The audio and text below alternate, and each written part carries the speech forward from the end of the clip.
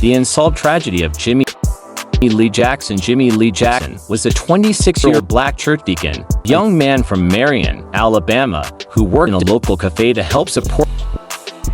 He was quiet, respectful, and deeply involved in the movement for civil rights. Like many in his town, he wanted something simple but dangerous for the time: the right to vote. On the night of February 18, 1965, in Marion, people gathered for a peaceful march to protest the arrest of a fellow activist. The demonstration began with prayer and song, but when night fell, state troopers and local police surrounded the crowd. Lights were smashed, chaos spread, and law enforcement began beating marchers with clubs. In the confusion, Jimmie, his mother, and his 82-year-old grandfather tried to escape into a nearby cafe. Troopers followed them inside. His mother was knocked down. His grandfather was struck to the floor. Jimmie tried to protect them, shielding his family with his body. It was then that an Alabama state trooper shot him in the stomach. He stumbled out of the cafe, badly wounded, and collapsed. Friends rushed him to the hospital in Selma, but for days he lay in pain, awaiting treatment. On February 26, 1965, Jimmie Lee Jackson died from his injuries. His death shook the movement. At his funeral,